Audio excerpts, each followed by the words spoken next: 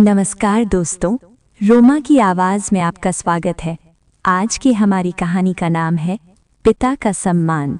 70 वर्षीय दयाराम जी अपनी पुरानी चारपाई पर लेटे थे। उनका शरीर समय की मार से झुक चुका था। उनकी आंखें गहरे गड्ढों में धंस गई थीं। चेहरा झुर्रियों के जाल से ढक गया था और हाथों की नसें उभर आई थीं, जैसे वे उनके जीवन की अनकही कहानियां बयां कर रही हों। उनके सीने में दमा का पुराना दर्द रह रह कर उभरता और सांसें भारी थीं। 4 साल पहले तक उनका जीवन रंगों से भरा था। उनकी पत्नी लक्ष्मी, जिसकी हंसी इस घर की दीवारों में गूंजती थी, उनके जीवन का आधार थी। वो सुबह चाय बनाती, दयाराम जी के फटे कुर्ते को सिलती और परिवार को एकजुट रखती। लेकिन एक ठंडी सर्द रात दिल के दौरे ने उन्हें छीन लिया। उस रात दयाराम जी का संसार उजड़ गया। लक्ष्मी जी के जाने के बाद उनका जीवन उदासी और अकेलेपन की गहरी खाई में डूब गया। ये गम उनकी सेहत को अंदर ही अंदर खोखला करता रहा। कुछ साल पहले दयाराम जी का परिवार गांव छोड़कर मुंबई आ गया था। उनका बेटा रामेश्वर, जिसे उन्होंने बड़े अरमानों से पाला था, अब शर्मा इंडस्ट्रीज में एक अच्छी पोस्ट पर काम करता था। ये कंपनी, जो कभी उपभोक्ता वस्तुओं की दुनिया में सिरमौर थी, अब मुश्किलों से जूझ रही थी। रामेश्वर ने अपनी मेहनत और डिग्री के दम पर यह नौकरी पाई थी और परिवार मुंबई की इस बस्ती में सेटल हो गया था। घर में रामेश्वर, उनकी पत्नी रजनी और उनकी 3 बच्चे, रानी 15 साल, गोपाल 12 साल और छोटी मीना 8 साल थे। लेकिन ये परिवार दयाराम जी के लिए केवल नाम का था। वे आंगन की चारपाई पर दिन काटते, जहां से वे बच्चों को स्कूल जाते, रामेश्वर को ऑफिस के लिए तैयार होते और रजनी को रसोई में बर्तनों की खटपट करते देखते। सुबह से शाम तक कोई उनके पास नहीं रुकता, कोई उनकी हालत नहीं पूछता। अगर वे बात करने की कोशिश करते तो उन्हें झिड़क दिया जाता। परिवार का हर सदस्य उनसे ऐसे भागता जैसे वे कोई अनचाहा बोझ हों। दयाराम जी मन ही मन सोचते, क्या मेरी उम्र मेरे लिए अभिशाप बन गई है? क्या मैं अपने ही परिवार में पराया हो गया हूँ? उस सुबह रसोई में गर्म पराठों, मसालेदार आलू गोभी की सब्जी और ताज़ी चाय की मनमोहक खुशबू हवा में फैल रही थी। दयाराम जी, जो रात से भूखे थे, की आंखें चमक उठीं। उनका पेट कुलबुला रहा था और भूख ने उनकी कमजोर हड्डियों में एक नई बेचैनी जगा दी थी। दमा की वजह से उनकी सांसें पहले ही भारी थीं और भूख ने हालत और खराब कर दी। नित्यकर्म से निवृत्त होकर वे जल्दी से आंगन में अपनी चारपाई पर आकर बैठ गए, उम्मीद में कि रजू अब थाली लेकर आएगी। रानी, गोपाल और मीना स्कूल के लिए तैयार होकर निकल चुके थे। गोपाल ने जाते जाते अपनी किताबें आंगन में बिखेर दी थीं और मीना की हंसी गली में गूंज रही थी। दयाराम जी ने एक गहरी सांस ली और रसोई की ओर देखा, जहां रजनी बर्तनों की खटपट में व्यस्त थी। लेकिन समय बीतता गया और कोई नहीं आया। उनकी नज़र बार बार रसोई की ओर जाती, लेकिन रजनी का कोई अता पता नहीं था। करीब आधा घंटा बीतने के बाद रामेश्वर अपने ऑफिस के लिए तैयार होकर बाहर निकला। उसने काले रंग का सूट पहना था और हाथ में शर्मा इंडस्ट्रीज का बैग था। उसका चेहरा तना हुआ था, जैसे उसे देर हो रही हो। दयाराम जी ने हल्की सी हिम्मत जुटाकर उसे रोका। बेटा, रसोई से तो बहुत अच्छी खुशबू आ रही है। आज क्या बनाया है बहू ने? उनकी आवाज में एक हल्की सी उम्मीद थी, जैसे वे चाहते हों कि रामेश्वर 2 पल रुककर बात करे। लेकिन रामेश्वर ने बिना रुके जल्दबाजी में जवाब दिया, पिताजी, जो भी बनाया है थोड़ी देर में रजनी दे देगी। मुझे देर हो रही है, ऑफिस में मीटिंग है। उसने अपनी मोटरसाइकिल की चाबी निकाली और निकल गया। दयाराम जी की आंखें उसकी पीठ पर टिक गईं और फिर धीरे धीरे रसोई की ओर मुड़ गईं। भूख अब और तेज हो रही थी, लेकिन वे सब्र रखकर बैठे रहे। उनके मन में पुराने दिन कौंध गए, जब रामेश्वर छोटा था और वे उसे गोद में लेकर गांव की गलियों में घूमते थे, गर्व से कहते, देखो, मेरा बेटा बड़ा होकर मेरा नाम रोशन करेगा। लेकिन आज वही बेटा, जो सलमा इंडस्ट्रीज पर एक अच्छी पोस्ट पर था, उनके लिए समय नहीं निकाल पाता था। 1 घंटा और बीता। दयाराम जी की भूख अब असहनीय हो रही थी। उनके पेट में चूहे दौड़ रहे थे और कमजोरी से सिर चकराने लगा था। तभी रसोई से रजनी की तीखी आवाज सुनाई दी। वो पड़ोस की शांति भाभी से बात कर रही थी, जो सुबह की चाय पीने आई थी। दयाराम जी के कानों में रजनी की बातें साफ पड़ रही थीं। हाय राम शांति, ये बूढ़ा तो जैसे हमारा पीछा ही नहीं छोड़ता। सारा दिन चारपाई पर पड़ा रहता है, ना कुछ काम ना धाम, बस खाने की फिक्र। 10वीं भी पास नहीं कर पाया और अब हमें ज्ञान देने की कोशिश करते हैं। शांति ने हंसते हुए कहा, हाँ रजनी, तुम्हारी तो किस्मत ही खराब है। 10वीं फेल बुढ़े को कौन संभाले। रजनी ने और जोश में आकर कहा, अरे संभालना तो दूर, ये तो दिन ब दिन जवान होते जा रहे हैं। भूख देखो इनकी, जैसे 20 साल के लड़के हों। कर तो बादाम इलायची वाला दूध मांगा था, मैंने तो साफ मना कर दिया। कहाँ से लाएं इतने पैसे, पैर कब्र में लटके हैं। लेकिन राम भजन की जगह बस खाने की बात। 10वीं फेल हैं और सोचते हैं कि हमें बिजनेस सिखाएंगे। हंसी आती है। दयाराम जी की आंखें नम हो गईं। रजनी की हर बात उनके सीने में तीर की तरह चुभ रही थी। 10वीं फेल, ये ताना उनके दिल को चीर रहा था। उन्होंने अपनी जिंदगी में मेहनत की थी, खेतों में काम किया, गांव में पंचायत संभाली, रामेश्वर को पढ़ाया लिखाया, लेकिन पढ़ाई पूरी ना कर पाने का दर्द आज भी उनके सीने में चुभता था। और अब उनका अपना परिवार उसी कमी को उनके खिलाफ हथियार बना रहा था। तभी रजनी की आवाज़ फिर गूंजी, इस बार और देखिए शांति, तू तो हंस रही है, लेकिन मैं तो इनसे तंग आ चुकी हूँ। कभी कभी सोचती हूँ कबाड़ वाले को बुलाकर कहूँ कि इसे ले जाओ, हमारे घर का भंगार साफ कर दो। दोनों औरतें जोर जोर से हंस पड़ी। रजनी ने और जोड़ा, सचमुच 10वीं फेल बुढ़ा और क्या है, बस एक भंगार जो सारा दिन पड़ा रहता है और खाने की डिमांड करता है। दयाराम जी का दिल टूट गया। भंगार, ये शब्द उनके कानों में गूंजने लगा, जैसे कोई जहरीला तीर बार बार उनके सीने में उतर रहा हो। उनकी आंखों से आंसू बहने लगे और वे फपक कर रो पड़े, चुपचाप, ताकि रजनी ना सुन ले। उनका सीना कांप रहा था, गला रंध गया। हे राम, मैंने क्या गुनाह किया। बेटे को पाला, उसकी हर ख्वाहिश पूरी की, और आज मेरी हालत ये है। तभी रामेश्वर वापस लौटा। उसे अचानक याद आया कि उसने ऑफिस का एक जरूरी कागज घर पर छोड़ दिया था। वो रसोई में गया, जहां रजनी और शांति अभी भी हंस रही थीं। रजनी ने रामेश्वर को देखते ही कहा, देखो ना, तुम्हारे पिताजी फिर से खाने की फरमाइश कर रहे थे। मैंने कहा जो भी है वही खा लो। 10वीं फेल हैं और सोचते हैं कि हम उनके लिए 5 सितारा खाना बनाएंगे। रामेश्वर ने हल्के से हंस दिया और कहा, हाँ रजनी, तुम ठीक कहती हो। पिताजी को अब समझना चाहिए कि उनकी उम्र हो गई है। 10वीं भी पास नहीं कर पाए और अब हमें सिखाने की कोशिश करते हैं। उसने रजनी की बात का कोई विरोध नहीं किया, बल्कि उसकी हाँ में हाँ मिलाई। दयाराम जी ने ये सब सुन लिया। रामेश्वर की बातें उनके दिल में और गहरे चुभीं।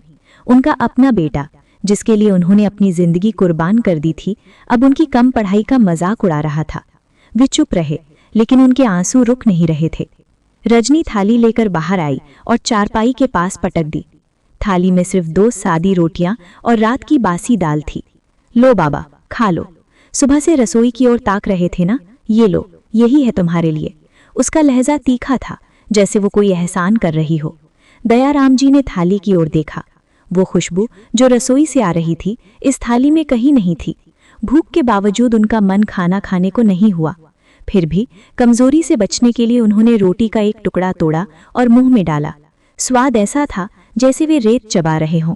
रजनी वापस रसोई में चली गई और शांति से फिर उनकी बुराई शुरू कर दी। देखा कितना खाते हैं, ना जाने पेट में कितना जाता है।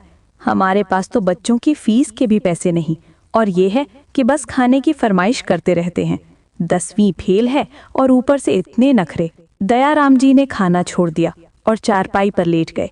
उनके दिमाग में पुराने दिन घूम रहे थे।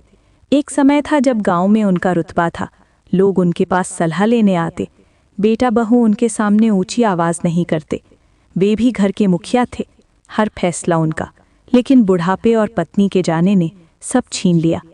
रामेश्वर, जो अब मुंबई में नौकरी पाकर अपनी डिग्री और नौकरी के घमंड में उन्हें भूल चुका था। रजनी की तीखी जुबान और उसकी हंसी उनके सीने में चुभ रही थी। 10वीं फेल, भंगार, ये शब्द उनके कानों में बार बार गूंज रहे थे। उनकी आंखों से आंसू लुढ़क रहे थे और वे चुपचाप रोते रहे। तभी पड़ोस से रामलाल जी की आवाज आई, दयाराम भाई, क्या हाल है? दयाराम जी ने जल्दी से आंसू पोंछे और मुस्कुराने की कोशिश की। बस ठीक हूँ रामलाल। लेकिन रामलाल जी ने उनकी नम आंखें देख ली। क्या बात है भाई, कुछ परेशानी है? दयाराम जी ने सिर हिलाया। नहीं, बस ऐसे ही। लेकिन उनके दिल में तूफान मचा था।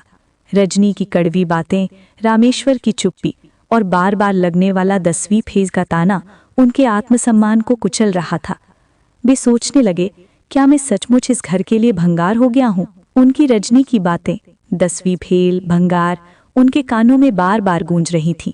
उनकी आंखों में अब भी आंसू की नमी थी, जो रात भर की बेचैनी की गवाही दे रही थी।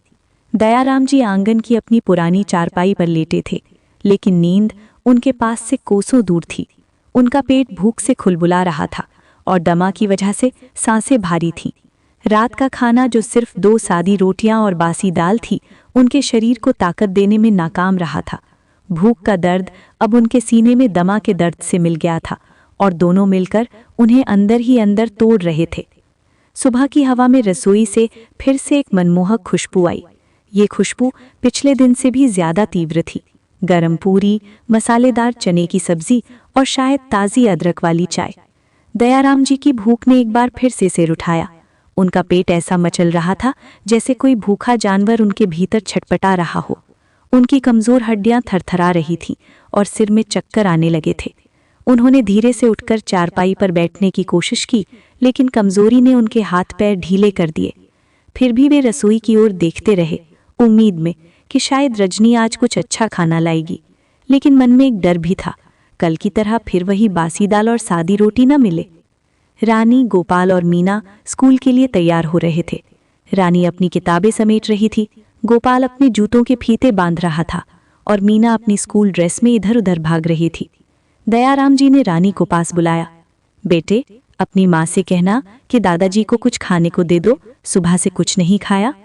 उनकी आवाज में कमजोरी थी और आंखों में एक मूक प्रार्थना। रानी ने जल्दबाजी में सिर हिलाया और रसोई की ओर भागी, लेकिन कुछ ही पल बाद रजनी की तीखी आवाज गूंजी। अरे, अभी तो बच्चे स्कूल जा रहे हैं, सारा दिन बस खाने की फरमाइश, क्या हर वक्त रसोई में खड़ी रहूं इनके लिए? दयाराम जी ने ये सुना और उनका दिल फिर बैठ गया।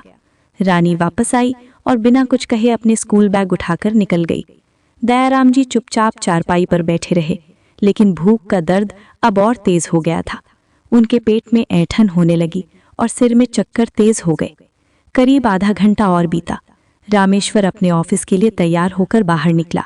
उसका काला सूट और चमकता हुआ बैग शर्मा इंडस्ट्रीज के मैनेजर की हैसियत को दर्शा रहा था। दयाराम जी ने हिम्मत जुटाकर उसे रोका। बेटा, भूख बहुत लगी है, रसोई से इतनी अच्छी खुशबू आ रही है, कुछ खाने को मिल जाएगा?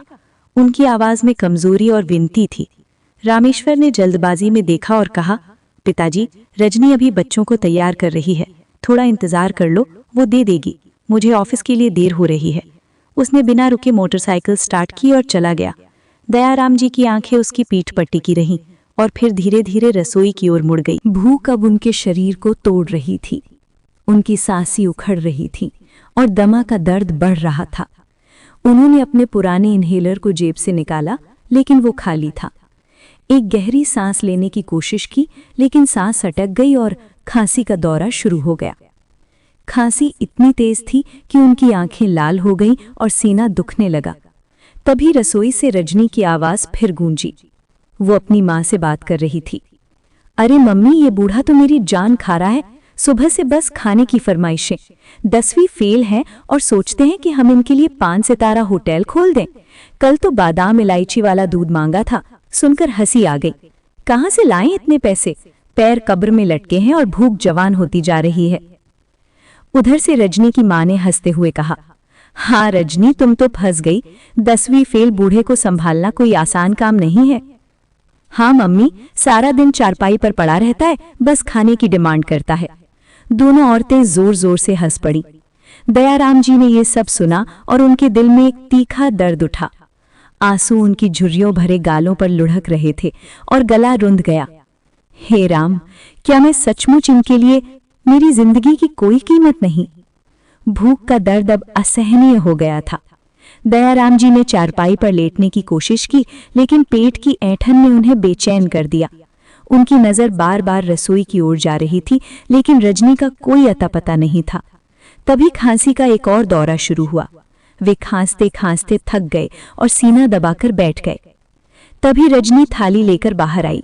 उसने थाली चारपाई के पास पटक दी। 2 सादी ठंडी रोटियां और रात की बासी दाल। लो बाबा, खा लो, सुबह से रसोई की ओर ताक रहे थे ना, ये लो, यही है तुम्हारे लिए। उसका लहजा तीखा था, जैसे वो कोई बड़ा एहसान कर रही हो। दयाराम जी ने थाली की ओर देखा। वो खुशबू जो रसोई से आ रही थी, इस थाली में कहीं नहीं थी। भूख इतनी तेज थी कि उन्होंने रोटी का एक टुकड़ा तोड़ा और मुंह में डाला, लेकिन स्वाद ऐसा था जैसे वे कागज चबा रहे हों। पेट की आग ने उन्हें मजबूर किया और वे धीरे धीरे खाना खाने लगे, लेकिन हर कौर के साथ उनके आंसू टपक रहे थे। रजनी की बातें, 10वीं फेल, भंगार उनके दिमाग में गूंज रही थीं। खाना खत्म होने से पहले ही खांसी का एक और दौरा शुरू हो गया। दयाराम जी ने इन्हेलर की तलाश में जेब टटोली, लेकिन वो खाली था। उन्होंने रामेश्वर को फोन करने की सोची, लेकिन फिर याद आया कि वो ऑफिस जा चुका है। तभी रजनी फिर से शांति से बात करने लगी। शांति, ये बूढ़ा तो बस तंग करता है, सुबह से खाने को मांग रहा है जैसे हम इनके नौकर हों। दयाराम जी ने ये सब सुना और उनका दिल और भारी हो गया। तभी अचानक खांसी इतनी तेज हुई कि वे चारपाई पर गिर पड़े। उनकी सांसें लुक रही थीं और सीना दर्द से फट रहा था। उन्होंने रामेश्वर को फिर से याद किया। बेटा, मुझे डॉक्टर के पास ले चलो, ये खांसी मुझे मार डालेगी। लेकिन रामेश्वर तो ऑफिस जा चुका था। तभी रजनी बाहर आई और चिल्लाई, अब ये खांसी का ड्रामा शुरू। अरे कुछ काम कर लिया करो तो खांसी अपने आप ठीक हो जाएगी। सारा दिन पड़े रहते हो, बस खाने और बीमारी का बहाना। दयाराम जी की आंखों से आंसू छलक पड़े। वे कुछ कहना चाहते थे, लेकिन गला रुंध करा। कुछ देर बाद रामेश्वर आया और रजनी और बच्चे मैके जाने की तैयारी में लग गए। रजनी ने चिल्लाकर कहा, मेरे पिताजी की तबीयत खराब है, हमें आज जाना जरूरी है। दयाराम जी ने कमजोर आवाज में कहा, बेटा, मेरी भी तबीयत ठीक नहीं, इन्हेलर खत्म हो गया है, मुझे डॉक्टर के पास ले चलो। लेकिन रजनी ने बीच में टोक दिया, अरे आपका बाद में देख लेंगे, मेरे पिताजी की तबीयत ज्यादा खराब है। रामेश्वर ने चुपचाप सिर हिलाया और बिना कुछ कहे रजनी के साथ निकल गया। बच्चों को लेकर बेकार में बैठे दयाराम जी आंगन में अकेले रह गए। थोड़ी देर में उनकी आंख लग गई थी और खांसी में कुछ राहत मिली थी, लेकिन जब वे करीब 12 बजे उठे तो पेट में भूख की ऐंठन ने उन्हें बेचैन कर दिया। बहू ने शायद दोपहर का खाना बनाकर रखा होगा, उन्होंने सोचा था, थाली में डालकर ले आता हूं। लेकिन जैसे ही वे घर के अंदर जाने लगे, उनकी नजर दरवाजे पर पड़ी। दरवाजे पर एक बड़ा सा ताला जड़ा हुआ था। दयाराम जी स्तब्ध रह गए। ताले को देखते ही उनकी आंखें नम हो गईं और वे घुटनों के बल बैठकर सिर पकड़कर रोने लगे। हे राम, अब मैं क्या करूं? उनकी आवाज रूंध गई। मेरे होते हुए भी मेरे अपने ही घर में ताला लगाकर चले गए। रजनी उनकी बहू और रामेश्वर उनका बेटा अपने बच्चों रानी, गोपाल और मीना के साथ ससुराल चले गए थे और दयाराम जी को भूखा, बीमार और अकेला छोड़ गए थे। वे वापस खाट पर आकर बैठ गए। उनकी बुरी तरह खांसने की आवाज सुनकर पड़ोसी रामलाल जी उनके घर आ पहुंचे। रामलाल जी उनके पुराने दोस्त थे जो हमेशा उनकी तकलीफ में साथ देते थे। दयाराम जी को इस हाल में देखकर रामलाल जी का कलेजा मुंह को आ गया। दयाराम भाई, ये क्या हाल बना रखा है? उन्होंने चिंता से पूछा। दयाराम जी का सब्र का बांध टूट गया। रोते हुए उन्होंने सारी बात बताई, कैसे उनके बेटे और बहू ने उन्हें घर में ताला लगाकर छोड़ दिया, कैसे भूख और खांसी ने उन्हें तोड़ दिया। रामलाल जी ने तुरंत अपने घर से एक थाली में रोटी, सब्जी और दाल लाकर दयाराम जी को दी। खा लो भाई, भूखे मत रहो, उन्होंने कहा। दयाराम जी ने अपनी इस हालत पर शर्मिंदगी महसूस की। मैं जो कभी गांव का मुखिया था, आज पड़ोसियों की दया पर जी रहा हूं, उन्होंने सोचा। लेकिन भूख इतनी तेज थी कि उन्होंने आत्मसम्मान को ताक पर रखकर खाना खा लिया। रामलाल जी ने तुरंत ही दयाराम जी के बेटे रामेश्वर को फोन किया और दयाराम जी की हालत के बारे में बताया। उन्होंने बोला कि उनकी खांस खांस कर हालत खराब है, बहू भर में ताला लगा गई है। तो रामेश्वर बोलता है, मैं अभी पापा जी रजनी के पापा को दिखाने में बिजी हूं, मेरे पास टाइम नहीं है कि मैं आकर देख सकूं, और तुरंत ही फोन काट देता है। फोन स्पीकर पर था। दयाराम जी अपने बेटे की बात सुनकर और भी ज्यादा दंग रह गए और उनकी आंखों से आंसू बह निकले। रामलाल जी थोड़ी देर उनके पास बैठे, हालचाल पूछा और फिर चले गए। जैसे तैसे रात काटी। रात को भी रामलाल जी खाना ले आए, जिससे उनका गुजारा हो गया। लेकिन सुबह होते ही दयाराम जी की खांसी फिर से बढ़ने लगी। उन्होंने जेब टटोली, लेकिन इन्हेलर खरीदने के लिए उनके पास एक भी पैसा नहीं था। तभी बाहर से एक आवाज आई, रद्दी वाला, भंगार वाला। दयाराम जी की नजर आंगन में कोने में पड़ी पुरानी किताबों और अखबार पर गई। वे जल्दी से उठे और कबाड़ वाले को बुलाकर लाए। ये रद्दी तौल लो, उन्होंने कहा। कबाड़ वाले ने सामान तौला और कहा, 200 रुपए बनते हैं। दयाराम जी के चेहरे पर हल्की सी राहत आई।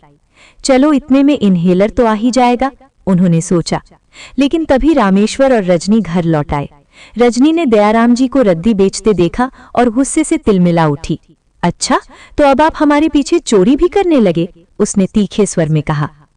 कबाड़ वाला पैसे गिन चुका था और दयाराम जी ने कांपते हाथों से पैसे लिए। बहू, ऐसी बात नहीं है, उन्होंने रूंधे गले से कहा। मेरी तबीयत बहुत खराब थी, सुबह से कुछ खाया नहीं था और खांसी की दवाई के लिए पैसे नहीं थे। रामलाल जी ने खाना दे दिया, लेकिन दवाइयों के लिए मैंने रद्दी बेची। लेकिन ना तो रजनी को और ना ही रामेश्वर को उन पर तरस आया। रामेश्वर ने ठंडे लहजे में कहा, पिताजी, एक वक्त का खाना नहीं मिला तो क्या आफत आ गई थी जो पड़ोसियों से मांगने निकल पड़े। रजनी ने एक कदम और आगे बढ़ाया। जैसे ही कबाड़ वाला रद्दी उठाकर जाने लगा, उसने उसे रोका और कहा, अरे भैया, रद्दी के अलावा भंगार भी खरीदते हो क्या? कबाड़ वाला रुक गया और बोला, हाँ मैडम, भंगार भी ले लेता हूं, दिखाओ कितना भंगार है। रजनी ने दयाराम जी की ओर इशारा करते हुए कहा, हमारे घर से इस भंगार को ले जाओ, तुम्हारी बड़ी मेहरबानी होगी। दयाराम जी का सीना कांप उठा, उनकी आंखें स्तब्ध थीं और चेहरा मायूसी से भर गया। कबाड़ वाले के आश्चर्य का ठिकाना नहीं था। उसने रद्दी का गट्ठा नीचे रखा और हैरानी से कभी दयाराम जी की ओर देखा, जिनका चेहरा झुर्रियों और दर्द से भरा था, तो कभी रजनी की ओर, जो अंगार उगलती नजरों से दयाराम जी को घूर रही थी।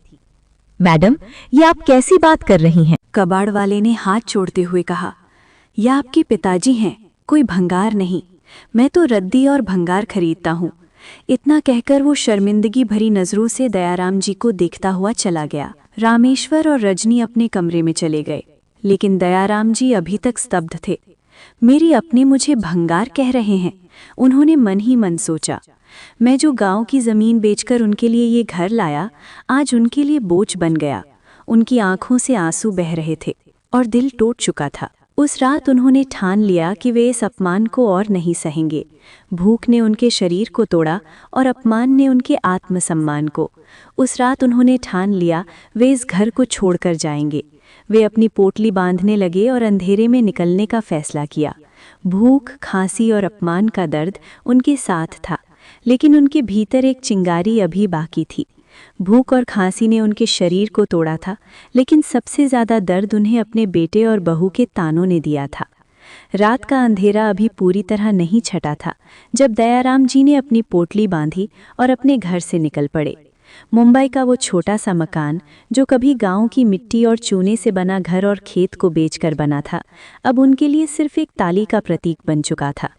रामेश्वर, रजनी और उनके बच्चे अपने ससुराल चले गए थे और दयाराम जी को भूखे, बीमार और अकेला छोड़ गए थे। पड़ोसी रामदयाल जी की दया ने उन्हें एक रोटी दी थी, लेकिन वो रोटी उनके पेट की भूख तो शायद मिटा सकती थी, पर मन की भूख को नहीं। क्या मैं सचमुच इस घर के लिए भंगार हो गया हूँ? ये सवाल उनके दिमाग में बार बार उठ रहा था और हर बार उनके आंसू फिर से बहने लगे थे। रात भर वे चारपाई पर बैठे रहे, अपनी पोटली को सीने से लगाए, जैसे वो उनकी आखिरी उम्मीद हो। उनका पालतू कुत्ता, जिसे वे प्यार से कालू बुलाते थे, उनके पास आया और अपनी रोटी खाने लगा। दयाराम जी ने उसे देखा और सोचा, इस जानवर को तो रोटी मिल रही है, लेकिन मुझे? उनके आंसू फिर झलक पड़े। उस रात उन्होंने ठान लिया कि वे इस अपमान को और नहीं सहेंगे। दयाराम जी के कदम भारी थे और उनकी सांसें दमा की वजह से उखड़ रही थीं। उन्होंने अपनी पोटली कंधे पर डाली और गलियों से निकल पड़े। सुबह की ठंडी हवा उनके चेहरे को छू रही थी, लेकिन वो ठंडक उनके दिल के दर्द को कम नहीं कर पा रही थी। उनकी जेब में सिर्फ कुछ सिक्के थे जो रामलाल जी ने दया में दिए थे। स्टेशन तक पहुंचने के लिए भी पैसे कम थे और भूख ने उनके शरीर को और कमज़ोर कर दिया था। रास्ते में एक पुरानी याद उनके दिमाग में कौंध गई। कई साल पहले जब रामेश्वर ने मुंबई में नौकरी पाई थी, दयाराम जी गांव से मुंबई आए थे।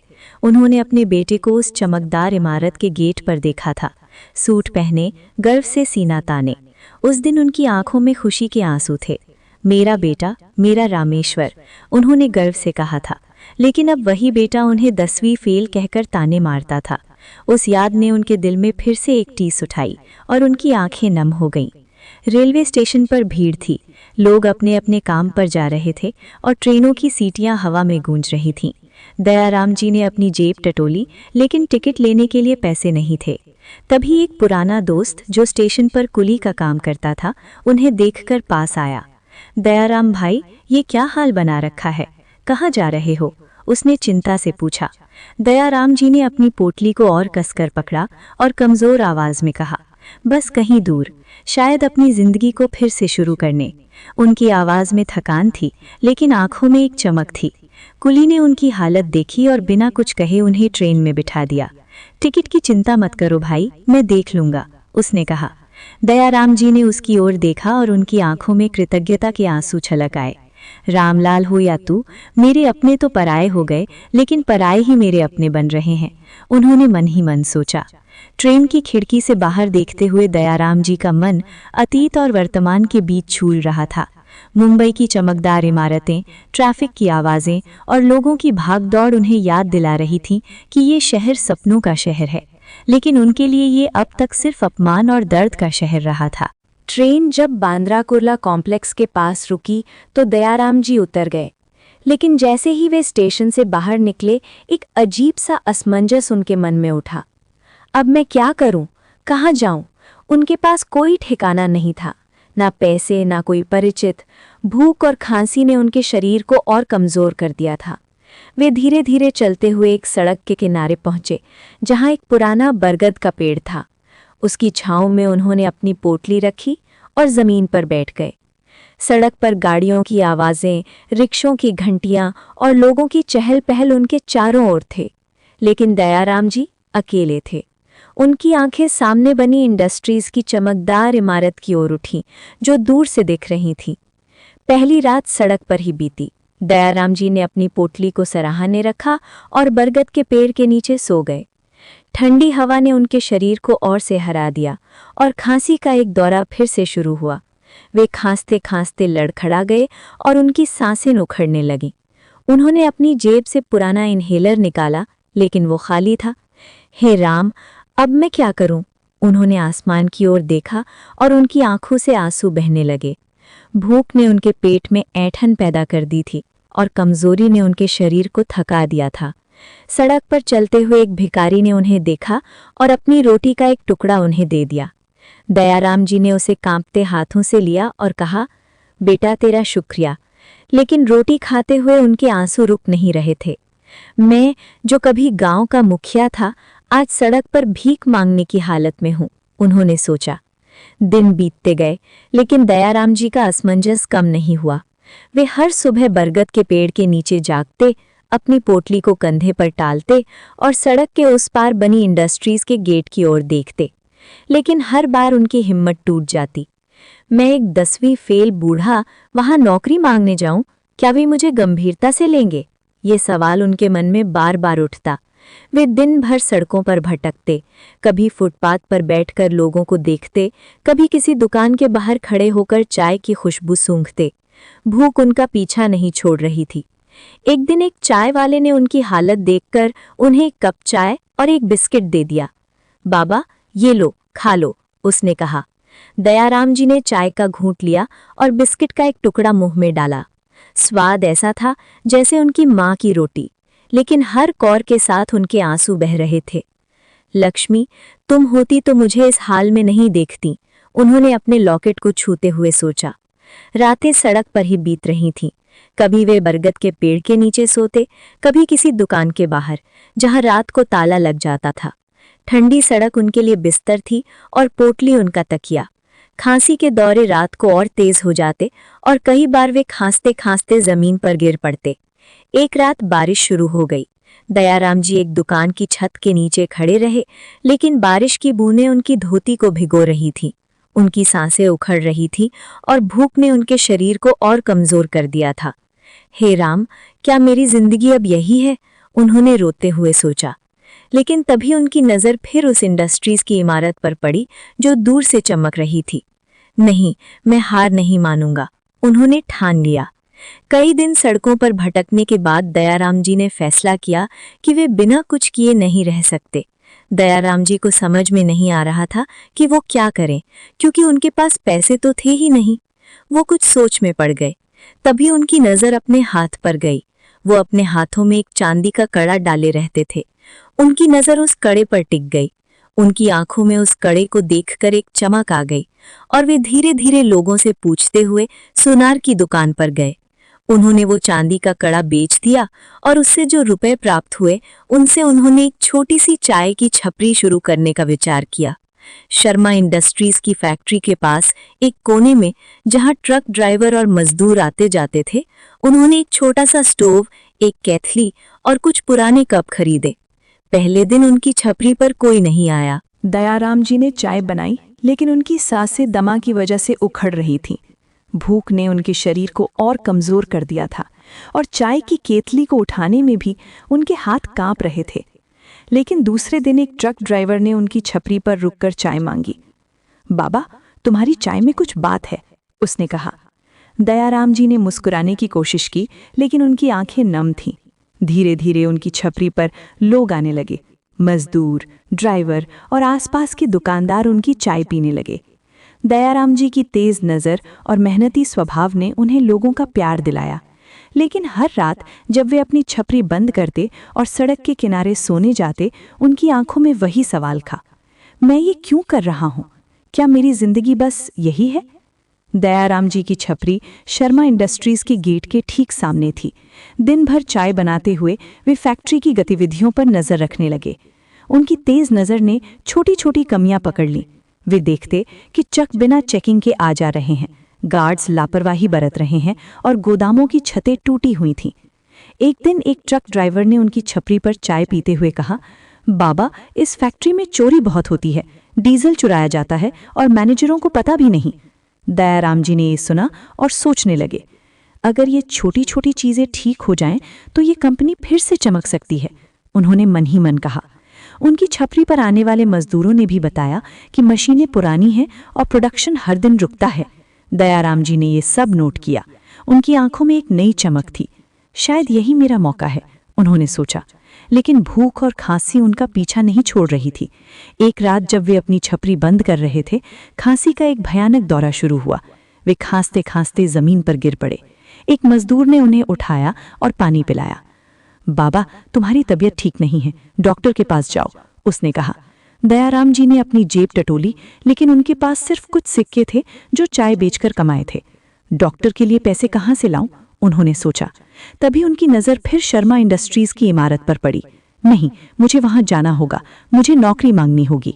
एक सुबह दयाराम जी ने अपनी छपरी जल्दी बंद की और शर्मा इंडस्ट्रीज के गेट पर पहुंचे।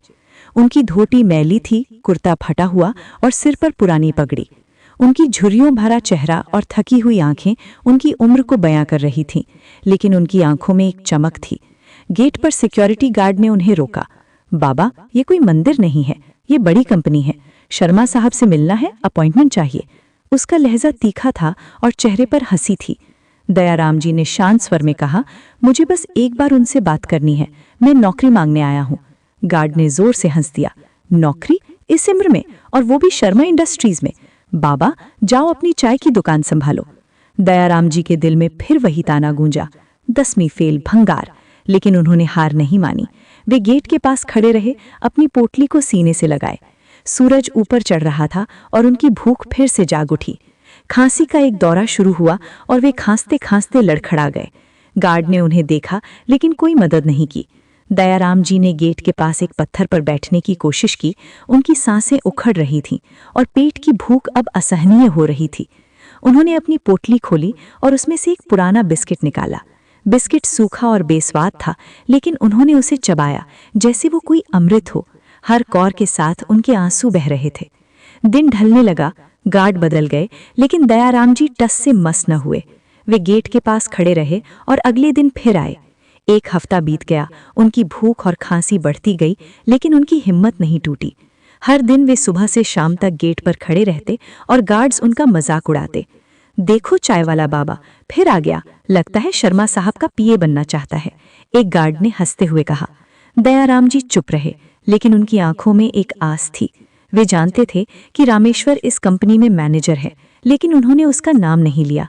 मैं अपने दम पर कुछ करूंगा, उन्होंने ठान लिया। आखिरकार सिक्योरिटी हेड को खबर मिली। उसने अरविंद शर्मा, कंपनी के सीईओ को बताया कि एक बुजुर्ग व्यक्ति 1 हफ्ते से गेट पर खड़ा है। अरविंद का गुस्सा भड़क उठा। कौन है ये जो मेरा वक्त बर्बाद कर रहा है? उसे अंदर बुलाओ, उसने आदेश दिया। दयाराम जी को जब ये खबर मिली तो उनकी आंखों में एक चमक आई। वे अपनी पोटली को कसकर पकड़कर गेट के अंदर चले। उनकी धोती मैली थी, कुर्ता फटा हुआ और सिर की पगड़ी ढीजी, लेकिन उनकी चाल में एक अजीब सा आत्मविश्वास था। वे नहीं जानते थे कि अरविंद शर्मा, जिससे वे मिलने जा रहे थे, उनका बेटा नहीं था, राहेश्वर, जो सिर्फ एक मैनेजर था। लेकिन दयाराम जी की अनजानियत और उनकी हिम्मत उन्हें उस केबिन तक ले जा रही थी जहां उनकी जिंदगी बदलने वाली थी। शर्मा इंडस्ट्रीज की चमकदार लॉबी में कदम रखते ही दयाराम जी को एक अजीब सा एहसास हुआ। कांच की दीवारें, चमकती हुई फर्श और हवा में गूंजती एयर कंडीशनर की ठंडी फुहार उनके लिए एकदम नई थी। उनकी फटी धोती, मैला कुर्ता और सिर पर ढीली पगड़ी इस आलीशान इमारत में बिल्कुल बेमेल लग रही थी। लेकिन उनकी आंखों में एक ऐसी चमक थी जो इस चमकदार इमारत से भी ज्यादा तेज थी। उनके कंधों पर पोटली अभी भी थी और उसमें उनकी पत्नी लक्ष्मी का लॉकेट, जो उनकी हिम्मत का आखिरी सहारा था। दयाराम जी ने गहरी सांस ली और सिक्योरिटी गार्ड के पीछे पीछे उस केबिन की ओर बढ़े जहां अरविंद शर्मा, शर्मा इंडस्ट्रीज के सीईओ, उनका इंतजार कर रहे थे।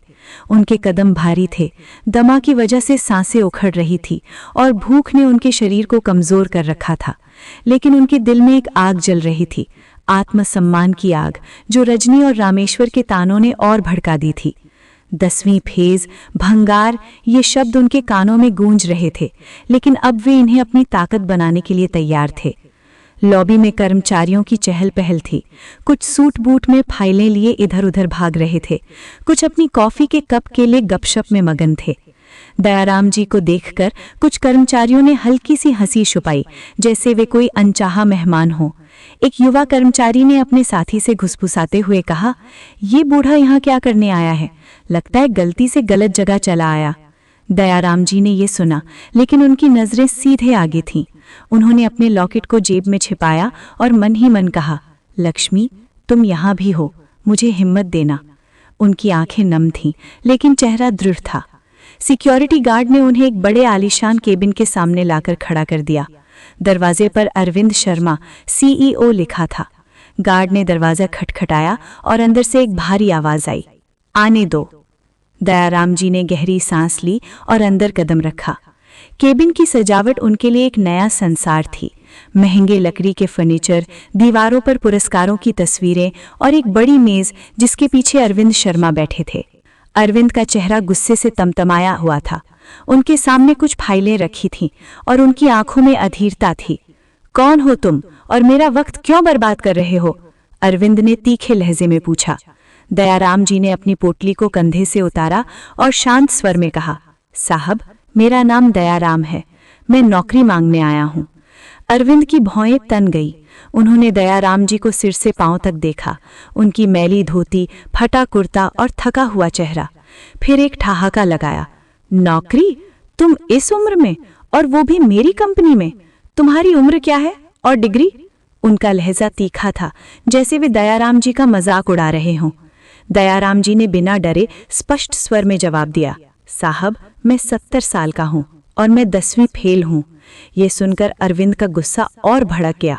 70 साल का 10वीं फेल और मेरी कंपनी में नौकरी मांगने की हिम्मत? ये कोई चाय की दुकान नहीं है। उनके शब्द रजनी के तानों की तरह थे और दयाराम जी का दिल फिर से चुभा, लेकिन उन्होंने हार नहीं मानी। उनकी आंखों में वही चमक थी जो उनकी छपरी पर चाय बनाते वक्त मजदूरों और ड्राइवरों ने देखी थी। साहब, दयाराम जी ने दृढ़ता से कहा, मुझे सिर्फ 90 दिन दीजिए। अगर मैं आपकी कंपनी का नक्शा नहीं बदल सका तो मुझे जेल भिजवा दीजिए।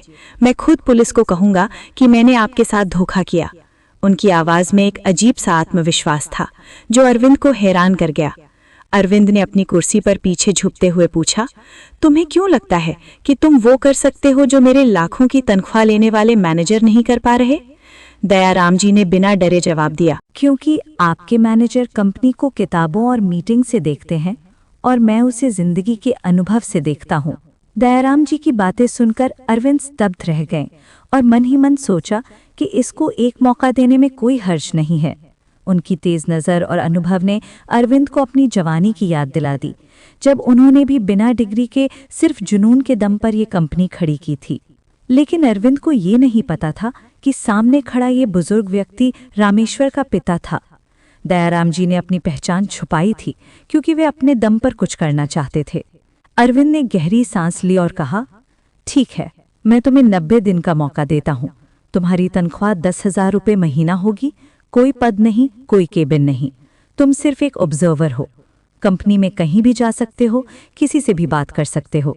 दयाराम जी ने कहा कि साहब, आपसे एक गुजारिश है कि मेरी पहचान को छुपाया जाए और सिर्फ आपको ही पता हो कि मैं आपके लिए काम कर रहा हूँ। कंपनी के सीईओ अरविंद बोले, ठीक है, मैं तुमको एक कार्ड इशू करता हूँ जिससे तुम बिना रोके टोके फैक्ट्री में कहीं भी जा सकते हो, लेकिन अगर 90 दिन में तुमने कोई बदलाव नहीं दिखाया तो मैं तुम्हें सच में जेल भिजवा दूंगा। दयाराम जी ने मुस्कुराते हुए कहा, मंजूर है साहब। उनकी आंखों में एक नई चमक थी, जैसे उनकी जिंदगी को एक नया मकसद मिल गया हो। शर्मा इंडस्ट्रीज की फैक्ट्री में सुबह की हलचल अपने चरम पर थी। मशीनों की गड़गड़ाहट, मजदूरों की आवाज़ें और ट्रकों की लोडिंग अनलोडिंग की धमक हवा में गूंज रही थी। लेकिन इस शोर के बीच 70 वर्षीय दयाराम जी का एकमात्र मकसद था, 90 दिनों के चैलेंज को जीतना और अपने आत्मसम्मान को फिर से जिंदा करना।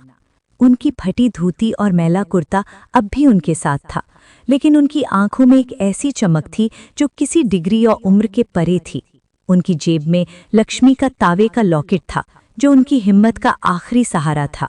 हर सुबह जब वे अपनी चाय की झुपड़ी से उठकर फैक्ट्री की ओर बढ़ते तो उनके कदमों में एक नया जोश होता। रजनी के ताने, तस्मीफेद पंगार और रामेश्वर की चुप्पी उनके कानों में अब भी गूंजती थी, लेकिन अब वे इन तानों को अपनी ताकत बना चुके थे। दयाराम जी को अरविंद शर्मा ने ऑब्जर्वर का पद दिया था, लेकिन ये कोई आलीशान कुर्सी या कैबिन वाला पद नहीं था। उनके पास सिर्फ एक छोटा सा डेस्क था जो फैक्ट्री फ्लोर के एक कोने में रखा गया था। वहां से वे मशीनों की आवाज़, मजदूरों की हलचल और ट्रकों की आवाजाही देख सकते थे, लेकिन कोई उनको नहीं देख सकता था और उनकी पहचान को भी छुपाया गया था। लेकिन उनका असली काम था कंपनी की सड़न को उजागर करना।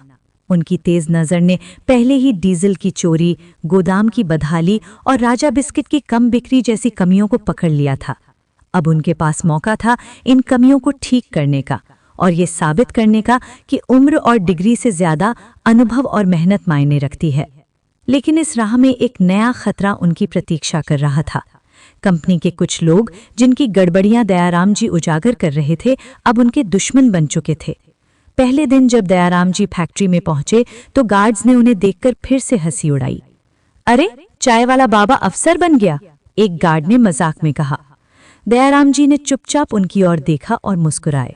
उनकी मुस्कान में ना तो गुस्सा था, ना शर्मिंदगी। वो मुस्कान एक ऐसी ताकत थी जो उनके भीतर की आग को दर्शा रही थी। वे सीधे फैक्ट्री फ्लोर पर पहुंचे, जहां मशीनों की आवाज़ इतनी तेज थी कि बात करना मुश्किल था।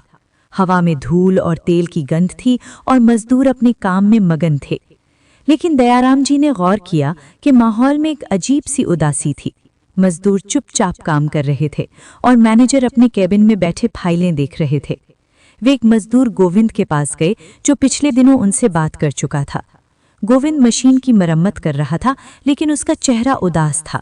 दयाराम जी ने धीरे से पूछा, बेटा, ये मशीनें बार बार क्यों खराब होती हैं? क्या कोई इसे ठीक करने की कोशिश नहीं करता? गोविंद ने पहले तो हिचकिचाया, लेकिन दयाराम जी की आंखों में एक ऐसी सच्चाई थी जिसने उसे भरोसा दिलाया। बाबा, गोविंद ने धीरे से कहा, ये मशीनें 20 साल पुरानी हैं, हर दिन रुकती हैं, लेकिन मैनेजर साहब को कोई फर्क नहीं पड़ता। बेबस अपनी रिपोर्ट में सब ठीक दिखाते हैं और कुछ लोग तो जानबूझकर गड़बड़ी फैलाते हैं। दयाराम जी ने चौंक कर पूछा, कौन लोग? गोविंद ने डरते हुए कहा, बाबा, मैं ज्यादा नहीं बोल सकता, लेकिन तेजू भाई जो गोदाम का इंचार्ज है, वो और उसके साथी डीजल और माल की चोरी में शामिल हैं। अगर मैंने कुछ कहा तो मेरी नौकरी चली जाएगी। दयाराम जी ने गोविंद के कंधे पर हाथ रखा और कहा, बेटा, अब डरने की जरूरत नहीं, मैं तुम्हारा साथ दूंगा। गोविंद की आंखों में एक हल्की सी उम्मीद जगी। उसने अपनी जेब से एक पुराना रजिस्टर निकाला और कहा, बाबा, मैंने इसमें हर मशीन के रुकने का हिसाब रखा है, लेकिन तेजू भाई और उनके लोग इसे देखने नहीं देते। दयाराम जी ने रजिस्टर लिया और उसे ध्यान से देखा। हर पन्ने पर तारीख, समय और मशीन के टुकने का कारण लिखा था। ये तो खजाना है, दयाराम जी ने मन ही मन सोचा। लेकिन उन्हें ये नहीं पता था कि तेजू, जो गोदाम का इंचार्ज था, उनकी हर हरकत पर नजर रख रहा था। तेजू एक मोटा तगड़ा आदमी था, जिसकी आंखों में हमेशा एक चालाकी भरी चमक रहती थी। वो शर्मा इंडस्ट्रीज में गोदाम का इंचार्ज था और उसने अपने कुछ साथियों के साथ मिलकर कंपनी में चोरी का एक बड़ा नेटवर्क बना रखा था। डीजल की चोरी, माल की हेराफेरी और मैनेजर को रिश्वत देकर अपनी गड़बड़ियां छुपाना, ये उसका रोज का काम था। लेकिन दयाराम जी की तेज नजर ने उसकी नींद उड़ा दी थी। जब दयाराम जी ने गेट नंबर 3 पर डीजल चोरी को पकड़ा था, तो तेजू को शक हो गया कि ये बूढ़ा उनकी सारी पोल खोल सकता है। उसने अपने साथियों रमेश और किशन से कहा, ये बूढ़ा हमारे लिए खतरा बन रहा है। अगर इसने और गहरी छानबीन की तो हम सब पकड़े जाएंगे। इसे रास्ते से हटाना होगा। तेजू और उसके साथियों ने दयाराम जी के खिलाफ एक खतरनाक योजना बनाई। उन्होंने फैसला किया कि वे दयाराम जी पर हमला करेंगे ताकि वो डर जाएं और कंपनी छोड़ दें। एक रात जब दयाराम जी अपनी चाय की छपरी बंद करके सड़क किनारे सोने जा रहे थे, तेजू और उसके 2 साथी उनके पीछे लग गए। मुंबई की गलियां रात के समय सुनसान हो जाती थीं और बरगद के पेड़ के नीचे, जहां दयाराम जी अक्सर सोते थे, वहां कोई नहीं था। तेजू ने अपने साथियों को इशारा किया और वे दयाराम जी की ओर बढ़े। दयाराम जी अपनी पोटली को सीने से लगाए लेटे थे। जब उन्हें कुछ कदमों की आहट सुनाई दी, उनकी आंखें खुलीं और उन्होंने देखा कि 3 लोग उनकी ओर आ रहे हैं। उनके हाथों में लाठियां थीं और चेहरे पर क्रूरता। बूढ़े, तूने हमारी पोल खोलने की कोशिश की, तेजू ने दांत पीसते हुए कहा। दयाराम जी का दिल धड़कने लगा। उनकी सांसें दमा की वजह से पहले ही भारी थीं और भूख ने उनके शरीर को कमजोर कर रखा था। लेकिन उनकी आंखों में डर की जगह एक अजीब सी शांति थी। बेटा, मैंने सिर्फ सच बोला है, दयाराम जी ने शांत स्वर में कहा। तेजू ने गुस्से में लाठी उठाई और उन पर वार करने की कोशिश की, लेकिन दयाराम जी की तेज नजर और अनुभव ने उन्हें बचा लिया। उन्होंने अपनी पोटली को ढाल की तरह इस्तेमाल किया और लाठी उनकी पोटली से टकराई। दयाराम जी लड़खड़ाए लेकिन गिरे नहीं। उन्होंने तेजी से पास पड़े एक पत्थर को उठाया और तेजू की ओर फेंका। पत्थर तेजू के कंधे पर लगा और वो चिल्लाया। इस शोर को सुनकर पास की एक दुकान का चौकीदार जाग गया। उसने अपनी टॉर्च जलाई और शोर मचाना शुरू किया। चोर, चोर! चौकीदार की आवाज सुनकर तेजू और उसके साथी भाग खड़े हुए। दयाराम जी जमीन पर बैठ गए। उनकी सांसें उखड़ रही थीं और खांसी का एक भयानक दौरा शुरू हो गया। चौकीदार ने उन्हें पानी पिलाया और कहा, बाबा, ये क्या माजरा था? तुम ठीक हो? दयाराम जी ने कांपते हाथों से अपनी पोटली को सीने से लगाया और कहा, हाँ बेटा, मैं ठीक हूं, बस कुछ लोग सच से डरते हैं। उनकी आंखें नम थीं, लेकिन चेहरा दृढ़ था। उन्होंने अपने लॉकेट को छुआ और मन ही मन कहा, लक्ष्मी, तुमने मुझे बचा लिया। इस हमले ने दयाराम जी को डराने की बजाय और मजबूत कर दिया। अगली सुबह वो फिर से फैक्ट्री पहुंचे। उनकी धोती पर धूल थी और चेहरे पर थकान, लेकिन उनकी आंखों में वही चमक थी। उन्होंने तेजू को देखा, जो गोदाम में अपने काम में व्यस्त था। तेजू ने उनकी ओर देखा और उसकी आंखों में डर था। दयाराम जी ने बिना कुछ कही अपनी निगरानी शुरू की। वे गोदामों का दौरा करते, मजदूरों से बात करते और हर छोटी बड़ी कमी को नोट करते। एक दिन उन्होंने गोदाम में एक टूटा हुआ ताला देखा। अंदर जाकर देखा तो कई डिब्बे गायब थे। उन्होंने तुरंत सिक्योरिटी हेड को बुलाया और जांच शुरू की। जांच में पता चला कि तेजू और उसके साथी माल को बाहर बेच रहे थे। ये खबर अरविंद तक पहुंची और तेजू को तुरंत निकाल दिया गया। लेकिन दयाराम जी जानते थे कि तेजू का गुस्सा अभी खत्म नहीं हुआ है। दयाराम जी ने अपनी चाय की छपरी पर बैठकर बाजार से मिले फीडबैक को फिर से देखा। उनकी छपरी अब मजदूरों और दुकानदारों के बीच मशहूर हो चुकी थी। एक दुकानदार रमेश ने कहा, बाबा, तुम्हारी चाय में कुछ जादू है और तुम्हारी बातों में सच। दयाराम जी ने मुस्कुराते हुए कहा, बेटा, सच और मेहनत का कोई जवाब नहीं होता। उन्होंने रमेश से राजा बिस्किट के बारे में पूछा। रमेश ने साफ कहा, बाबा, ये बिस्किट महंगा है और स्वाद में कुछ खास नहीं। लोग अब तीखा और मसालेदार स्वाद चाहते हैं। दयाराम जी ने अपने गांव के दिनों को याद किया, जब लक्ष्मी अपने खाने में स्थानीय मसाले डालकर हर डिश को खास बना देती थीं। लक्ष्मी, तुम्हारी याद मुझे रास्ता दिखा रही है। उन्होंने अपने लॉकेट को छूते हुए सोचा। उन्होंने रमेश से कुछ मसाले मांगे और एक नया बिस्किट फॉर्मूला तैयार किया। जीरा, मिर्च और धनिया के स्वाद वाला एक बिस्किट जो सस्ता और स्थानीय पसंद के हिसाब से ही हो। उन्होंने ये फॉर्मूला अरविंद को दिखाया। अरविंद ने पहले तो हिचकिचाया, लेकिन फिर उनकी बात मान ली। बूढ़े, अगर ये फॉर्मूला फेल हुआ तो तुम्हारी नौकरी खतरे में होगी, अरविंद ने कहा। दयाराम जी ने मुस्कुराते हुए जवाब दिया, साहब, अगर ये फॉर्मूला चला तो आपकी कंपनी का नाम फिर से चमकेगा। कुछ हफ्तों बाद दयाराम जी ने अरविंद से अपनी बात रखने का मौका मांगा। अरविंद ने उनकी दृढ़ता देखकर सहमति दे दी। ठीक है, बोलने दो, देखता हूँ ये बूढ़ा क्या कर सकता है, उन्होंने कहा। दयाराम जी ने रात भर जागकर अपनी बात तैयार की। उनकी आंखें थकान से भारी थीं और खांसी ने फिर से सताना शुरू किया, लेकिन उनकी पोटली में रखा लॉकेट उन्हें हिम्मत दे रहा था। लक्ष्मी, तुम मेरे साथ हो ना, उन्होंने लॉकेट को छूते हुए कहा। मीटिंग के दिन दयाराम जी अपनी मैली धोती और पुराने कुर्ते में बोर्डरूम में पहुंचे। मैनेजरों ने उनकी ओर देखकर मुस्कुराया, जैसे वे कोई मजाक हो। लेकिन दयाराम जी ने बिना डरे अपनी बात शुरू की। साहब, आपकी कंपनी में सड़न फैल रही है। गेट नंबर 3 पर डीजल की चोरी हो रही है। गोदाम की छत टूटी है, जिससे लाखों का माल खराब हो रहा है। और आपका राजा बिस्किट इसलिए नहीं बिक रहा क्योंकि वो महंगा है और स्वाद भी कमजोर। उन्होंने गोदाम की तस्वीरें दिखाईं, ड्राइवरों की चोरी का वीडियो चलाया और बाजार से मिले फीडबैक पढ़े। मैनेजरों के चेहरे पर पसीना छलकने लगा। एक सीनियर मैनेजर ने बीच में टोकने की कोशिश की, ये सब झूठ है। लेकिन दयाराम जी ने शांत सुर में कहा, साहब, मैंने ये सब अपनी आंखों से देखा है। अगर आप चाहें तो मैं आपको गोदाम ले चलूं। अरविंद ने गुस्से में उस मैनेजर को निकाल दिया और दयाराम जी को पूरी निगरानी की जिम्मेदारी दी। दयाराम जी की तबीयत बिगड़ रही थी। खांसी के दौरे अब इतने तेज हो गए कि वे कई बार काम के बीच में लड़खड़ा जाते। एक दिन जब वे गोदाम की छत की मरम्मत देख रहे थे, खांसी का एक भयानक दौरा शुरू हुआ। वे जमीन पर बैठ गए और उनकी सांसें रुकने लगीं। गोविंद ने उन्हें पानी पिलाया और कहा, बागा, तुम्हें डॉक्टर के पास जाना चाहिए। दयाराम जी ने हल्के से मुस्कुराया और कहा, बेटा, मेरे पास अभी समय नहीं है, 90 दिन पूरे करने हैं। लेकिन उनकी आंखों में दर्द था। दयाराम जी की मेहनत रंग लाने लगी। मजदूरों में एक नई ऊर्जा थी। वे अब डर के मारे नहीं, बल्कि जोश के साथ काम कर रहे थे। गोविंद ने एक दिन कहा, बाबा, तुमने हमें सिखाया कि सच्चाई की ताकत क्या होती है। दयाराम जी ने मुस्कुराते हुए कहा, बेटा, सच्चाई और मेहनत कभी बूढ़ी नहीं होती। उनकी बातें कर्मचारियों के बीच गूंजने लगी। गार्ड सब अपनी ड्यूटी में लापरवाही नहीं बरतते थे। गोदाम की छत की मरम्मत शुरू हो गई थी और नया राजा बिस्किट बाजार में उतरने वाला था। लेकिन तेजू का खतरा अभी टला नहीं था। दयाराम जी को पता था कि वो और उसका नेटवर्क उनकी जान के पीछे पड़ा है। फिर भी वे डरे नहीं। उनकी पोटली में लक्ष्मी का लॉकेट और उनके दिल में रानी की मुस्कान थी। ये दोनों उनकी सबसे बड़ी ताकत थी। दादर और मातुंगा के दुकानदार, जो उनकी चाय की छपरी पर नियमित ग्राहक बन चुके थे, नए बिस्किट की तारीफ कर रहे थे। रमेश, एक दुकानदार ने कहा, बाबा, ये नया राजा बिस्किट तो कमाल है। ग्राहकों का इसका तीखा स्वाद बहुत पसंद आ रहा है और कीमत भी ठीक है। दयाराम जी की आंखें नम हो गईं।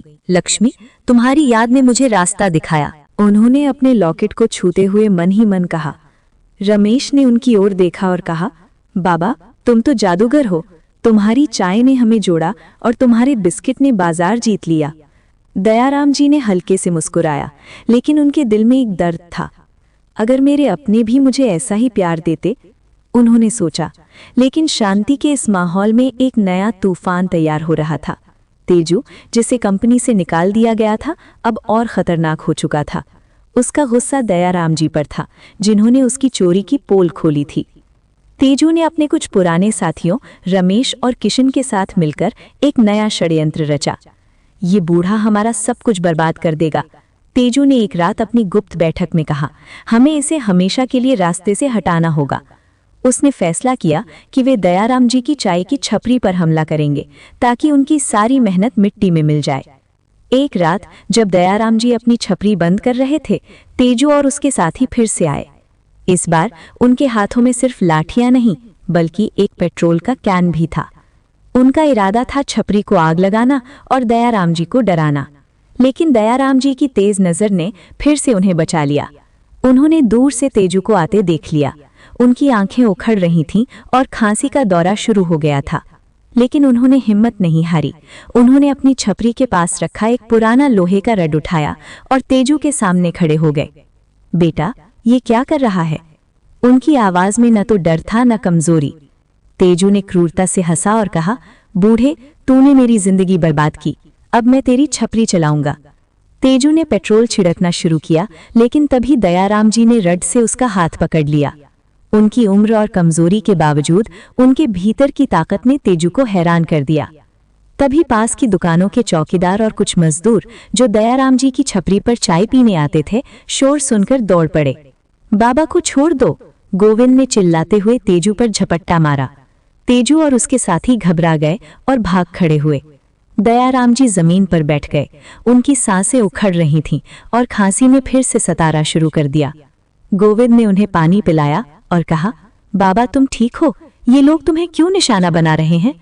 दयाराम जी ने कांपते हाथों से अपनी पोटली को सीने से लगाया और कहा, बेटा, सच बोलने की सजा यही होती है, लेकिन मैं डरूंगा नहीं।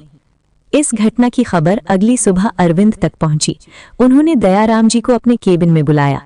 बाबा, तुमने मेरी कंपनी को बचा लिया, अरविंद ने गंभीर स्वर में कहा, लेकिन ये तेजू और उसका गिरोह अभी भी खतरा है। मैं पुलिस को बुला रहा हूँ। दयाराम जी ने शांत स्वर में कहा, साहब, पुलिस को बुलाइए, लेकिन मुझे मेरे 90 दिन पूरे करने दीजिए। मैंने वादा किया था कि मैं आपकी कंपनी का नक्शा बदल दूंगा। अरविंद उनकी दृढ़ता से प्रभावित हुए। उन्होंने दयाराम जी को कंपनी का स्पेशल सलाहकार बनाया और उनकी तनख्वाह बढ़ाकर 1 लाख रुपए महीने कर दिए। तुमने मुझे दिखा दिया कि अनुभव डिग्री से बड़ा होता है, अरविंद ने कहा। दयाराम जी की आंखें नम हो गईं। साहब, ये मेरी नहीं, मेरी लक्ष्मी की जीत है, उन्होंने मन ही मन सोचा। 90 दिन शर्मा इंडस्ट्रीज में एक बड़ा समारोह हुआ। नया राजा बिस्कुट बाजार में हिट हो चुका था और कंपनी के मुनाफे में 30% की बढ़ोतरी हुई थी। शर्मा इंडस्ट्रीज की फैक्ट्री में आज एक अलग ही रौनक थी। सुबह की धूप कांच की दीवारों से टकराकर सुनहरी किरणों में बिखर रही थी और मशीनों की गड़गड़ाहट अब एक नई लय में थी, जैसे भी दयाराम जी की मेहनत की ताल पर नाच रही हों। 90 दिनों का चैलेंज पूरा हो चुका था और कंपनी का मुनाफा 30% बढ़ चुका था। नया राजा बिस्कुट बाजार में धूम मचा रहा था। गोदाम की छतें ठीक हो चुकी थीं और डीजल की चोरी का जाल टूट चुका था। तेजू और उसके साथी पुलिस की गिरफ्त में थे और कर्मचारियों के चेहरे पर एक नई उम्मीद थी। लेकिन इस सब के केंद्र में थे दयाराम जी। 70 साल का वो बुजुर्ग, जिसकी फटी धोती और मैला कुर्ता अब भी वही था, पर जिसकी आंखों में आत्मसम्मान की चमक अब पहले से कहीं ज्यादा तेज थी। उनकी जेब में लक्ष्मी का तांबे का लॉकेट अब भी था, जो उनकी हर सांस में हिम्मत भरता था। आज फैक्ट्री में एक बड़ा समारोह था। अरविंद शर्मा, कंपनी के सीईओ ने सभी कर्मचारियों, मैनेजरों और स्थानीय दुकानदारों को आमंत्रित किया था। हॉल को रंग बिरंगे फूलों और झंडियों से सजाया गया था और मंच पर एक बड़ी स्क्रीन लगाई गई थी, जिस पर राजा बिस्किट की कामयाबी की कहानी दिखाई जा रही थी। दयाराम जी अपने छोटे से डेस्क पर बैठे थे, अपनी पोटली को सीने से लगाए। उनकी सांसें दमा की वजह से भारी थीं और खांसी ने फिर से सताना शुरू कर दिया था, लेकिन उनके चेहरे पर एक शांति थी, जैसे वे अपनी जिंदगी की सबसे बड़ी जंग जीत चुके हों। अरविंद ने मंच पर कदम रखा और माइक संभाला। उनकी आवाज में एक गहरा रौब था, लेकिन आज उसमें गर्व और कृतज्ञता भी थी। दोस्तों, उन्होंने शुरू किया, आज हम यहाँ एक ऐसे शख्स को सम्मानित करने आए हैं जिसने हमें सिखाया कि उम्र और डिग्री से ज्यादा अनुभव और मेहनत मायने रखती है। इस कंपनी को बर्बादी के कगार से बचाने वाला, इसकी शरण को उजागर करने वाला और इसे नई ऊंचाइयों तक ले जाने वाला एक ऐसा इंसान है जिसे मैं खुद सलाम करता हूँ। कृपया मंच पर आइए दयाराम जी। हॉल में तालियों की गड़गड़ाहट गूंज उठी। कर्मचारी, मजदूर और दुकानदार खड़े होकर तालियां बजा रहे थे। दयाराम जी धीरे धीरे मंच की ओर बढ़े। उनकी धोती पर धूल थी और कुर्ता मैला, लेकिन उनकी चाल में एक अजीब सा आत्मविश्वास था। जैसे ही वे मंच पर पहुंचे, अरविंद ने उनकी ओर बढ़कर उनका हाथ पकड़ा और उन्हें मंच के बीच ले गए। दयाराम जी, अरविंद ने कहा, आपने सिर्फ मेरी कंपनी को नहीं बचाया, बल्कि हम सबको एक नया सबक दिया। आपने हमें दिखाया कि सच्चाई और मेहनत की कोई उम्र नहीं होती। अरविंद ने अपनी कुर्सी की ओर इशारा किया, वो कुर्सी जो कंपनी के सीईओ की थी, जिस पर बैठना हर कर्मचारी का सपना था।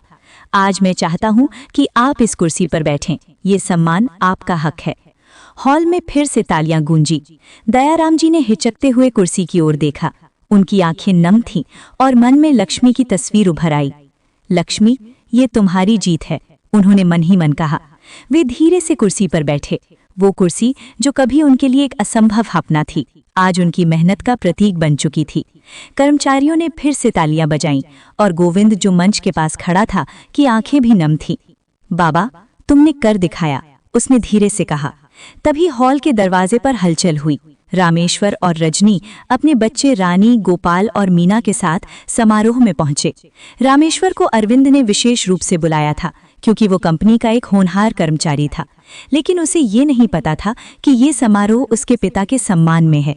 जैसे ही रामेश्वर और रजनी हॉल में दाखिल हुए, उनकी नज़र मंच पर गई। दयाराम जी सीईओ की कुर्सी पर बैठे थे और अरविंद उनके बगल में खड़े तालियां बजा रहे थे। रजनी ने रामेश्वर के कान में फुसफुसाया, ये बूढ़ा इस कुर्सी पर, इसकी इतनी औकात कैसे? 10वीं फेल भंगारल और अब सीईओ की कुर्सी। रामेश्वर का चेहरा गुस्से से लाल हो गया। ये जरूर कोई गलतफहमी है, उसने कहा। पिताजी को तो कुछ आता नहीं। लेकिन तभी अरविंद ने माइक संभाला और दयाराम जी की पूरी कहानी सुनाई। इस बुजुर्ग ने डीजल की चोरी पकड़ी, गोदाम की बदहाली को ठीक किया और राजा बिस्किट को नया स्वाद देकर बाजार में हिट कर दिया। इन्होंने तेजू जैसे भ्रष्ट लोगों को बेनकाब किया और जान का खतरा उठाकर भी हार नहीं मानी। ये हमारे लिए एक मिसाल है। हॉल में फिर से तालियां गूंजी। रामेश्वर और रजनी के पैरों तले जमीन खिसक गई। रामेश्वर को यकीन नहीं हो रहा था कि उसका 10वीं फेल पिता, जिसे वो और रजनी भंगार कहकर ताने मारते थे, कंपनी का हीरो बन चुका था। रजनी का चेहरा शर्मिंदगी से लाल हो गया। उसने रामेश्वर की ओर देखा और धीरे से कहा, हमने बहुत गलत किया। रामेश्वर और रजनी मंच की ओर बढ़े। कर्मचारियों की भीड़ ने उनके लिए रास्ता बनाया। रानी, गोपाल और मीना भी उनके पीछे थे। रानी की आंखें नम थीं क्योंकि उसे अपने दादाजी पर गर्व था। रामेश्वर ने मंच पर पहुंचकर दयाराम जी के सामने सिर झुकाया। पिताजी, हमें माफ कर दीजिए, उसने रुंधे गले से कहा। हमने आपको गलत समझा। आपने जो किया वो हम कभी नहीं कर सकते। रजनी ने भी दयाराम जी के पैर छुए और रोते हुए कहा, बाबूजी, मैंने आपको बंगार कहा, 10वीं फेल कहा, मुझे माफ कर दीजिए। मैंने आपके साथ बहुत गलत किया। हॉल में सन्नाटा छा गया। सभी की नज़र दयाराम जी पर थी। दयाराम जी धीरे से कुर्सी से उठे। उनकी आंखें नम थीं, लेकिन चेहरा कठोर था। उन्होंने अपनी पोटली को सीने से लगाया और गहरी सांस ली। रामेश्वर, रजनी, उनकी आवाज में दर्द और गुस्सा था। मैंने अपनी मेहनत से तुम्हें वो घर खरीद कर दिया था, गांव की जमीन बेची, अपनी जिंदगी की कमाई लगाई ताकि तुम्हें और तुम्हारे बच्चों को एक अच्छा भविष्य मिले। लेकिन तुमने मुझे उस घर में क्या दिया?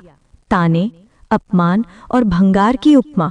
तुमने मुझे भूखा रखा, मेरी बीमारी का मजाक उड़ाया और मुझे कबाड़ वाले को बेचने की बात की। आज मैं उस घर को तुमसे छीन लूंगा। रामेश्वर और रजनी के चेहरे पर खौफ छा गया। रजनी रोते हुए उनके पैरों में गिर पड़े। बाबूजी, हमें माफ कर दीजिए, हमसे वो घर मत छीनिए, हमारे पास कुछ नहीं बचेगा। रामेश्वर ने भी हाथ जोड़े और कहा, पिताजी, हम गलत थे, हमें एक मौका दीजिए। लेकिन दयाराम जी ने सिर हिलाया। नहीं बेटा, तुम्हें अब पता चलेगा कि एक बाप का साया कितना बड़ा होता है, उसका आशीर्वाद कितना जरूरी होता है। इस शहर में जब तुम खुद का घर खरीदोगे, उसे बनवाओगे, तब तुम्हें मेरी मेहनत की कीमत समझ आएगी। मैंने गांव की जमीन बेचकर तुम्हें ये सब दिया था और तुमने मेरी मेहनत को नकारा समझा। अब तुम खुद मेहनत करो। हॉल में फिर से तालियां गूंजी। कर्मचारी, मजदूर और दुकानदार दयाराम जी के इस फैसले पर खड़े होकर तालियां बजा रहे थे। गोविंद की आंखों में आंसू थे और रमेश दुकानदार ने चिल्लाकर कहा, बाबा, तुमने सच की जीत कर दिखाई। रानी ने दौड़कर दयाराम जी को गले से लगाया और कहा, दादाजी, मुझे आप पर गर्व है। दयाराम जी ने रानी के सिर पर हाथ फेरकर आशीर्वाद दिया। रामेश्वर का सिर शर्मिंदगी से झुका हुआ था। उसे अब तक नहीं पता था कि उसके पिता ने कंपनी को बर्बादी से बचाया था। उसकी आंखें नम थीं और मन में पछतावा था। पिताजी, मैंने आपको कभी नहीं समझा, उसने मन ही मन सोचा। अरविंद ने फिर से माइक संभाला। दयाराम जी, आपने हमें सिखाया कि सच्चाई और मेहनत की कोई उम्र नहीं होती। आपने मेरी कंपनी को सिर्फ बचाया ही नहीं बल्कि इसे नया जीवन दिया। मैं आपको न सिर्फ स्पेशल सलाहकार का पद देता हूं बल्कि कंपनी में 2% की हिस्सेदारी भी देता हूं। हॉल में फिर से तालियां गूंजी। दयाराम जी ने अपनी पोटली से लक्ष्मी का लॉकेट निकाला और उसे चूमा। लक्ष्मी, ये तुम्हारी जीत है। उस रात दयाराम जी अपनी चाय की छपरी पर बैठे थे। आसमान में तारे चमक रहे थे और उनकी आंखों में एक नई शांति थी। तेजू और उसके साथी जेल में थे। कंपनी फिर से चमक रही थी और उनका आत्मसम्मान फिर से जिंदा हो चुका था। लेकिन उनके मन में एक टीस थी, अपने परिवार को खोने का दर्द। दयाराम जी ने अपना घर रामेश्वर और रजनी से खाली करवा लिया, जिससे रामेश्वर और रजनी को अपनी गलती का एहसास हो। उन्होंने सोचा, जब वे मेहनत से कुछ बनाएंगे तब शायद मेरी मेहनत की कीमत समझेंगे। उनकी आंखें नम थीं, लेकिन चेहरा गर्व से भरा था। वे उस कुर्सी पर बैठे थे जो उनकी मेहनत और सच्चाई का प्रतीक थी। और उस रात पहली बार उन्हें लगा कि लक्ष्मी कहीं आसपास है, उनकी जीत पर मुस्कुरा रही है। तो दोस्तों, आज की ये कहानी आप सभी लोगों को कैसी लगी, नीचे कमेंट बॉक्स में लिखकर हमें ज़रूर बताएं। अगर ये कहानी आप सभी लोगों को अच्छी लगे तो प्लीज़ इस वीडियो को लाइक और शेयर ज़रूर करें और मेरे चैनल को सब्सक्राइब करना ना भूलें। तो फिर मिलते हैं एक नई कहानी के साथ।